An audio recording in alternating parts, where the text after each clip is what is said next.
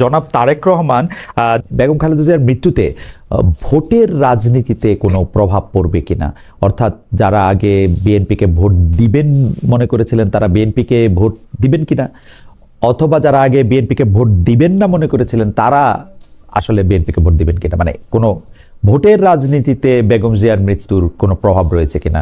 বিসমিল্লাহির রহমানির রহিম।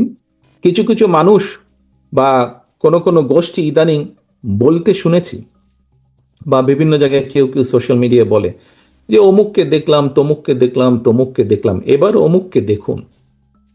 যাদের কথা বলে অমুককে দেখুন, প্রিয় সহকর্মীবৃন্দ, তাদেরকে তো দেশের মানুষ 1971 সালেই দেখেছে।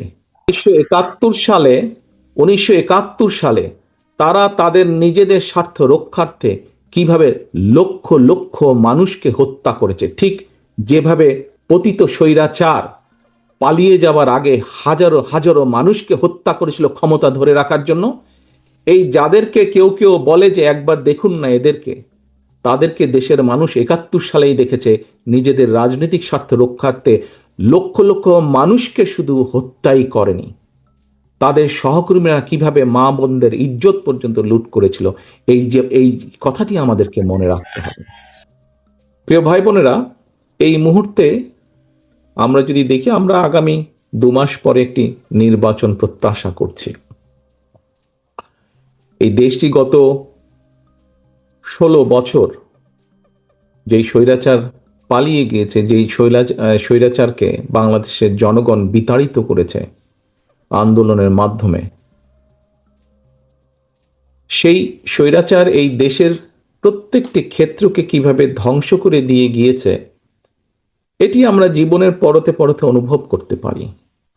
কিভাবে দেশের অর্থনৈতিক ব্যবস্থা ভেঙে দিয়ে গিয়েছে, কিভাবে দেশের আইন শৃঙ্খলা ভেঙে দিয়ে গিয়েছে, কিভাবে দেশের শিক্ষা ব্যবস্থাকে ধ্বংস করে দিয়ে গিয়েছে, কিভাবে দেশের স্বাস্থ্য ব্যবস্থাকে ধ্বংস করে দিয়ে গেছে, কিভাবে দেশের প্রাকৃতিক অবস্থাগুলোকে, নদী নালা খাল বিল বন জঙ্গলকে ধ্বংস করে দিয়ে গিয়েছে, কিভাবে দেশের কৃষি যেটাই বলি না কেন সব কিছুকে যেভাবে ধ্বংস করে দিয়ে গিয়েছে, এর ভুক্তভোগী কিন্তু এই দেশের মানুষ। এখন একটি রাজনৈতিক দল হিসাবে এবং এই মুহূর্ত পর্যন্ত আত্মবিশ্বাসের সঙ্গে আমরা বলতে পারি বাংলাদেশের জনপ্রিয় রাজনৈতিক দল হিসাবে বিএনপির দায়িত্ব হচ্ছে দেশকে সঠিকভাবে পরিচালনা করা। দেশের মানুষ যখন বিএনপিকে দেশের দায়িত্ব পরিচালনার দায়িত্ব দেবে। প্রিয় ভাই বোনেরা, যেদিন স্বৈরাচার পালিয়ে যায়, আমাকে মহাসচিব সাহেব তখন ফোন করলেন, ফোন করে বললেন যে জাতীয় সরকার গঠিত করলে ভালো হয় কিনা, অথবা আমরা জাতীয় সরকারে যাব কিনা। তখন বিভিন্ন রকম একটা হেফাজত কন্ডিশন। আমি তখন বলেছিলাম যে আমরা জনগণের রায় মাথা পেতে নেব, আমরা জনগণের কাছে যাব, আমরা জনগণ যে সিদ্ধান্ত দিবে তাই আমরা মাথা পেতে নেব। আমি আমি আমি আমি যে প্রশ্নটি করতে চাই সেই প্রশ্নটি হচ্ছে যে আওয়ামী লীগের নিষ্ক্রিয়তা এক ধরনের, মানে আওয়ামী লীগ দেশের রাজনৈতিক প্রেক্ষাপট থেকে বাদ হয়ে গেছে, কেউ কেউ আমাদের মিডিয়ার ভাষায় কেউ কেউ বলছেন যে একটা -1 হয়ে গেছে। আমাদের আসলে অনেকগুলি প্রশ্ন আছে আপনার কাছে, আপনার যে প্রশ্নের জবাব আপনি যেভাবে দিতে চান সেভাবে দিবেন, না দিতে চাইলেও আমরা দিব, মানে আমরা এটা নিতে পারবো। আমরা বলেছি আমরা নির্বাচন করতে চাই। বিএনপি সবসময় নির্বাচন বর্জন করেছে, আমরা বয়কট করি না, আমরা নির্বাচন করতে চাই। আওয়ামী লীগের উপর থেকে যে আওয়ামী লীগের যে নিষেধাজ্ঞা, সেই নিষেধাজ্ঞা প্রত্যাহার করতে হবে। আওয়ামী লীগের উপর থেকে নিষেধাজ্ঞা তুলে নিতে হবে, আওয়ামী লীগকে ইলেকশন করতে দিতে হবে।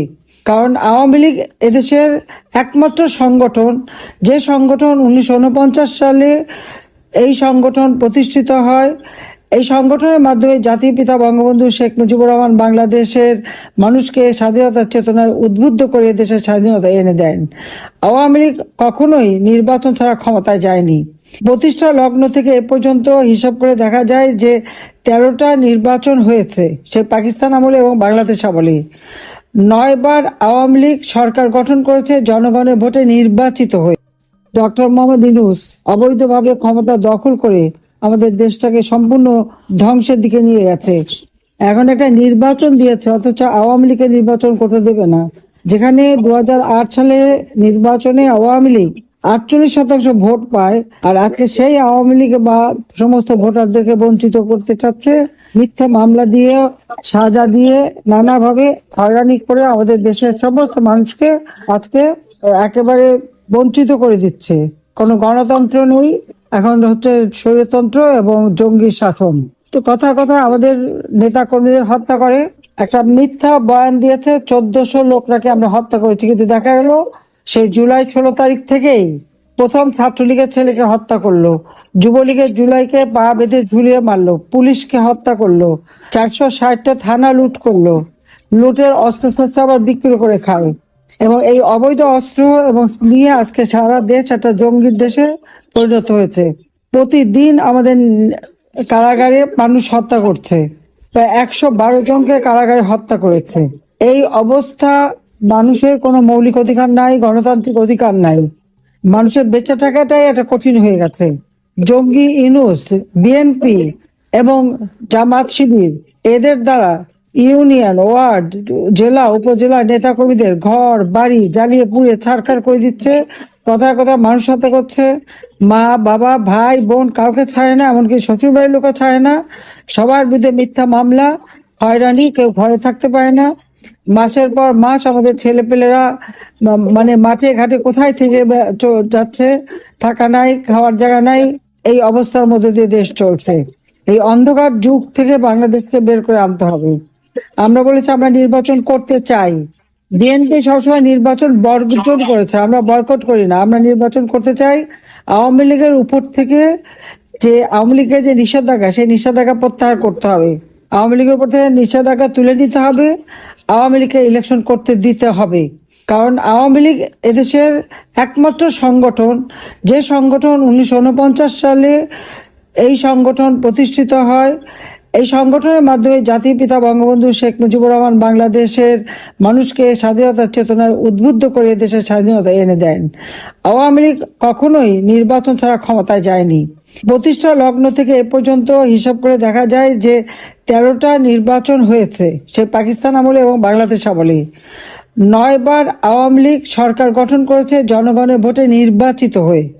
আর অপরদিকে ওই বিএনপি অথবা অন্যান্য দল যা আমরা দেখি, 1975 সালে 15ই আগস্ট জাতির পিতা বঙ্গবন্ধু শেখ মুজিবুর রহমানকে হত্যা করে, এই যে হত্যাকু ষড়যন্ত্রের মাধ্যমে যে ক্ষমতা দখলের পালা, তারপরে এদেশে মানুষের জীবনে শান্তি ছিল না, উন্নতি ছিল না, অথচ একটা যুদ্ধ বিধ্বস্ত দেশ গড়ে তুলে জাতির পিতা বাংলাদেশকে স্বল্পোন্নত দেশে উন্নীত করে গিয়েছিলেন। আপনারা দেখছেন যে জিয়া রহমান ক্ষমতা আসার পর এই জামাত শিবির, যারা পাকিস্তানি হানাদার বাহিনীর দোসর ছিল, আলবদর রাজাকার বাহিনী গঠন করে মেয়েদেরকে সেনাবাহিনী ক্যাম্পে দিয়ে তাদের উপরে নির্যাতন, ঘরবাড়ি লুটপাট, আগুন দেওয়া, পোড়ানো, এই তাদেরকে আবার রাজনীতি করার সুযোগ, ভোটের অধিকার সুযোগ দিয়েছিল। যে গোলাম আজম পাকিস্তানের পাসপোর্ট নিয়ে চলে গিয়েছিল, তাকে ফেরত নিয়ে আসা, অর্থাৎ স্বাধীনতার যে চেতনা, স্বাধীনতার যে লক্ষ্য, 30 লক্ষ শহীদের রক্তের সাথে বেইমানি করে বাংলাদেশটাকে ভিন্ন পথে নিয়ে যাচ্ছিল। আওয়ামী লীগ সরকারে আসার পর বাংলাদেশের মানুষের ভাগ্য পরিবর্তন হয়। 21 বছর পর আমরা সরকার গঠন করার সুযোগ পেয়েছিলাম। বাংলাদেশের মানুষের প্রত্যেকটা মৌলিক চাহিদা আমরা পূরণ করেছি, দেশকে উন্নত করেছি, মানুষের জীবনে শান্তি নিরাপত্তা দিয়েছি, জঙ্গিদের দমন করেছি, জঙ্গিদের হাত থেকে দেশকে আমরা রক্ষা করেছিলাম। কিন্তু সেই জঙ্গিদের সাথে নিয়েই ইনুস যে এত মিষ্টি ভালো ভালো কথা বলতো, কিন্তু সে যে একটা চোর, এবং সে যে জঙ্গিদের সাথে নিয়ে চলতো, এবং 6,000 টাকা বেতনের গ্রামীণ ব্যাংকের এমডির হাজার হাজার কোটি টাকার সম্পদ, হাজার হাজার কোটি টাকার সম্পদ দেশে বিদেশে বিভিন্ন জায়গায় কোথা থেকে পেল সে? এই প্রশ্নের উত্তরটা কখনো কেউ করে না। কেন করেনি আমি জানি না, কিন্তু আজকে যদি আমি দেখি সমস্ত জায়গায় তার কোথায় না সম্পদ আছে। সেই Luxembourg, France, Germany, Italy, Spain, America, পৃথিবীর বিভিন্ন জায়গায় সে সম্পদের পাহাড় গড়ে তুলেছে। কার টাকা? কোত্থেকে পেল টাকা? 6,000 টাকা বেতনের কর্মচারী এত টাকা আসে কোথা থেকে? কাজে এরা মানুষের রক্ত চুষে খাওয়া, আর নিশ্চয় কোনো 2 নম্বরই ব্যবসা ট্যাবসাতে আছে, হয় অস্ত্র চোরা কারবারি, নইলে বাংলাদেশে জঙ্গিদের দমন করলাম, সমস্ত চোরা কারবারিদের সে ছেড়ে দিল, যত অস্ত্র চোরা কারবারি, জঙ্গি, সন্ত্রাসী, খুনি, তাদেরকে সব ছেড়ে দিল। ছেড়ে দিয়ে জেলখানা ভরে ফেলেছে আওয়ামী লীগের নেতা কর্মীদের। অকথ্য নির্যাতন চলছে জেলখানা আমাদের নেতা কর্মীদের উপর। ঠিকমতো খাবার দেয় না, তাদের স্লো পয়জনিং করে মেরে ফেলা হচ্ছে, তাদের উপর এমন অত্যাচার করে যে তারপরে যখন মুমূর্ষু অবস্থায় তাদেরকে হাসপাতালে নিয়ে যায়, এই মুমূর্ষু রোগীর হাতে হ্যান্ডকাপও পরিয়ে দেয়। হাতে অস্ত্র নিয়ে মুক্তিযুদ্ধ করে দেশ স্বাধীন করেছে তাদের আজকে হ্যান্ডকাপ পরায়। আর যারা এদেশের স্বাধীনতা বিরোধিতা করেছে এবং মা বোনদের পাকিস্তানি হানাদার বাহিনীতে তুলে দিয়েছে, বুদ্ধিজীবী হত্যা করেছে, গণহত্যা চালিয়েছে, আজকে তাদের গলায় ফুলের মালা ওঠে আর আমাদের মুক্তিযোদ্ধাদের অপমাননা করে, সমস্ত স্মৃতির জন্য মুছে দিয়েছে। এই তারেক রহমান 32 নম্বর আগুন দিয়ে পুড়িয়েছে। যুব দলের সেই কি রোমান হাওলাদার, সে প্রথম আগুন দেয়, এরপরে তো ইউনূসের বাহিনী আছেই, তারা যে 32 নম্বর বারবার 32 নম্বর উপর হামলা, আগুন দিয়ে পুড়িয়েছে, লুটপাট করেছে। ওর ইট কাঠেও তাদের ভয়, কোনো কিছু হলেই সেখানে আগে ছুটে যায়, সেখানে আবার আগুন দেওয়া, আবার ভাঙা, এদের ভাঙার আর শেষ হয় না।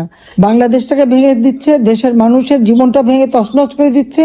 আর 32 নম্বর তো ভেঙেছে এবং মুক্তিযুদ্ধের সব স্মৃতি ছিল। আর আমাদের তো কিছুই নাই। আমাদের যেখানে মানে গণভবন তো এটা তো সরকারি ভবন, কিন্তু আমাদের যা কিছু ছিল সব লুটপাট। মানে আমাদের যেখানে যা ছিল, আওয়ামী লীগের প্রত্যেকটা মানুষের বাড়ি লুটপাট করেছে। এরা লুটপাট চুরি ছাড়া আর কিছু জানে না। আজকে নির্বাচন নামে প্রহসন করে তারা ক্ষমতায় যেতে চায়, জনগণের ভোটের অধিকার হরণ করতে চায়। কাজে এই অবস্থা থেকে দেশকে মুক্ত করতে হবে। যে আমাদের কথা স্পষ্ট, আওয়ামী লীগের উপর থেকে এই নিষেধাজ্ঞা প্রত্যাহার করতে হবে, আওয়ামী লীগকে নির্বাচন করার সুযোগ দিতে হবে। আমি ডক্টর ইউনূসকেই চ্যালেঞ্জ করি, সে আসুক না, ইলেকশন করে দেখুক, জনগণের ভোট নিয়ে ক্ষমতা যাক। কাজে এ লোকটা আমাদের দেশটাকে ধ্বংসের দিকে নিয়ে গেল। তার দোসর হলো এই জিয়াউর রহমান, যেটা রেখে গেছে তার সন্তান, যে 17 বছর পর যে মুচলেখা দিয়ে চলে গিয়েছিল জীবনে রাজনীতি করবে না, 17 বছর পরে দেশে ফিরে এসেছে। আর সেই সাথে জামাত, শিবির, এনসিপি পার্টি নামে আরেকটি পার্টি, যত জঙ্গি এরা সব এক হয়েছে। কারণ তারা জানে যে আওয়ামী লীগ ইলেকশন করলে জনগণ আওয়ামী লীগকে ভোট দেবে। তাই কিভাবে সে ভোট চুরি করবে এখন সেই তালে আছে। কাজে এই অবস্থার থেকে দেশকে মুক্ত করবার জন্য আমি সবাইকে আহ্বান জানাই, এবং যে যেখানে আছেন আপনারা ওখানে স্থানীয় রাজনীতিবিদ, সরকার, তাদের সামনে তুলে ধরতে হবে যারা কত ফ্রড আর আওয়ামী লীগের নামে মিথ্যা কথা বলেছে। 1400 লোক নাকি আমি হত্যা করেছি। 1400 লোক কোথায় হত্যা করলাম? তারা বললো, জাতিসংঘ আবার সেই রিপোর্ট লিখলো, অথচ দেখা গেল মাত্র 600 জনকে তারা আর্থিক সহায়তা দিয়েছে, প্রজ্ঞাপন জারি করছে 800 জনের। তো বাকি কারা? আর এই হত্যা তো আমরা করিনি। 15 জুলাই থেকে যত হত্যাকাণ্ড, অগ্নিসন্ত্রাস যারা করেছে সবই তো ইউনূসের বাহিনী, যে ওই জামাত, শিবির, এনসিপি সমন্বয়ক, এবং তাদেরকে ইন্ডেমনিটি দিয়েছে। যারা অপরাধী বলেই তো ইন্ডেমনিটি দেওয়া হলো, অপরাধী না হলে তার ইন্ডেমনিটি দিত না। এটা তো বাস্তবতা, এটা সবাইকে মনে রাখতে হবে যে এইভাবে ইন্ডেমনিটি দিয়েছে। আর যত মামলা আওয়ামী লীগ নেতাদের বিরুদ্ধে, কর্মীদের বিরুদ্ধে, এবং সেটা সারা মানে বিশ্ব জুড়ে অপপ্রচার চালাচ্ছে। কাজে অপপ্রচার যাতে না করতে পারে তার জন্য এবং সঠিক তথ্যটা সবাইকে তুলে ধরতে হবে। কাজে আপনারা সবাই ভালো থাকেন, সুস্থ থাকেন। আবার আমি শুভেচ্ছা জানাচ্ছি সবাইকে ধন্যবাদ। ইনশাআল্লাহ এই অন্ধকার কেটে যাবে, বাংলাদেশের মানুষের জীবনে আবার ফিরে আসবে। আমরা 15 বছর 7 মাস একটানা সরকার থেকেছি, বাংলাদেশে আর কোনো সরকার এতদিন থাকতে পারে নাই, যার জন্য আজকের বাংলাদেশ বদলে যাওয়া বাংলাদেশ, উন্নয়নের বাংলাদেশ। কিন্তু দুর্ভাগ্য আমাদের যে সেই বাংলাদেশটাকে আজকে এই ইউনূস, তারেক জিয়া আর ওই জামাত ইসলামী মিলে ধ্বংস করে দিয়েছে। কাজে ধ্বংসের হাত থেকে দেশকে আবার উদ্ধার করতে হবে, মানুষের জীবনে শান্তি, নিরাপত্তা আনতে হবে, মানুষের মৌলিক অধিকার ফিরিয়ে দিতে হবে, গণতন্ত্র প্রতিষ্ঠা করতে হবে। আওয়ামী লীগের সকল নেতা কর্মী এবং 14 দল মুক্তিযোদ্ধা যাদের বিরুদ্ধে যত মামলা দিয়েছে, সেই সাবেক চিফ জাস্টিস থেকে শুরু করে সেনাবাহিনী অফিসার, পুলিশ, তাদের বিরুদ্ধে যত মামলা, সব মামলা প্রত্যাহার করতে হবে এবং সকলকে কারাগার থেকে মুক্ত দিতে হবে। বিনা বিচারে, বিনা কারণে মামলা দিয়ে সবাইকে হয়রানি করা। মোট 10 কাঠা জমির জন্য আমাদের বিরুদ্ধে মামলা দিয়ে 6 বছর 7 বছর করে এক একজনের শাস্তি দেয়। তো ইউনূসের যে 4080 কাঠা জমি, তার কয়বার শাস্তি হবে সেটা একটু বিচার করে দেখেন। একটা দুর্নীতিবাজ, চোর আজকে দেশটাকে ধ্বংসের দিকে নিয়ে গেছে। তো সবাই ভালো থাকেন, সুস্থ থাকেন, ইনশাআল্লাহ জনতার জয় হবে।